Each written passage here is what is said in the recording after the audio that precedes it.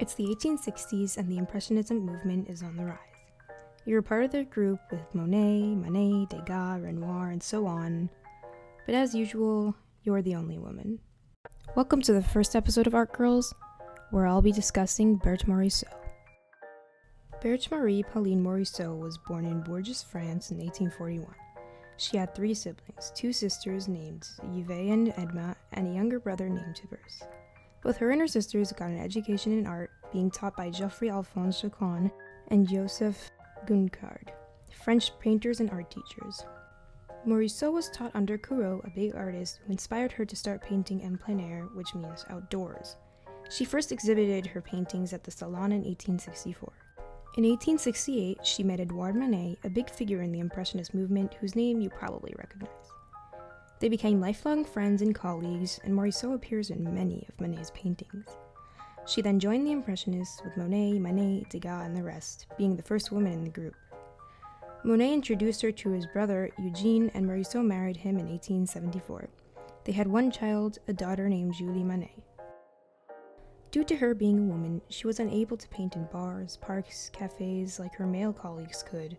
Most of her paintings consisted of family, her daughter and sister, children, lots of women, and gives you a feel of what it was like living as a woman in the 19th century. She experimented with many mediums including oils, pastels, prints, watercolors, graphite, and even embroidery. Now that we're familiar with her life, let's take a closer look at one of her artworks. This painting is called Woman at Her Toilette, and it's one of Morisot's more recognizable artworks. A young woman is sitting next to a mirror. Her golden blonde hair is in a bun with one hand up. She is wearing a white dress. If you look closely, you can see the slight pattern of the wallpaper. The brush strokes are soft, often being described by critics as effleuré, meaning soft and light. In front of her stands a small shelf with flowers, powder, and a small glass vase, which you can see reflecting onto the mirror to her left. Like most of Morisot's artwork, the color palette is limited, consisting of light blues, whites, lavenders, pinks, and some yellow. The overall atmosphere is elegant and calm.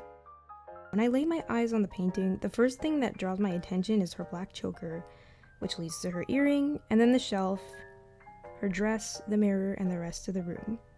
Morisot captures the scene so beautifully, it feels like you're there. It almost feels like the subject is moving.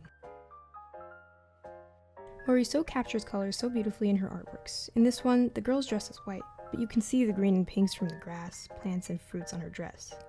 Everything falls together so effortlessly and makes you want to get a breath of fresh air. Or maybe that's just me. One of her paintings that stood out to me is this one, titled In the Dining Room. Unlike most of her artworks, this one is quite busy. There are many colors and objects to look at. The window behind the girl is giving her some edge light. You can see the break front behind her, with many objects hanging next to it. Personally, this is one of my favorite artworks of Morisot. The chaos of the colors works perfectly and harmoniously, giving it sort of a homey feeling, which her paintings tend to achieve. Also because of this dog. While in many of her paintings the colors are soft and light, there are many dark blues, oranges, reds, browns, and some greens here. Being an impressionist at the time wasn't easy, and being a female impressionist no less. Male critics would often say her work has feminine charm to it, simply because of her gender, though I'd say Monet's work has a similar feminine charm to it. She wrote this about her struggles of not being able to be taken seriously as an artist and as a woman. I don't think there has ever been a man who treated a woman as an equal, and that's all I would have asked for I know I'm worth as much as they. I think what Manet said about Morisot, this woman's work is exceptional, too bad she's not a man, sums this up perfectly. Had Morisot been a man, her work would have been much more appreciated by critics and viewers. Her work is not any less beautiful than her male colleagues' works, and if you simply switched her gender, things would be very different. Morisot died in the year 1895 of pneumonia at the young age of 52. Her legacy lives on. Her painting, After Lunch, recently sold for $10.7 million, breaking the record for the most expensive female artist. To me, her work is a breath of fresh air to this day where we can see women simply living life.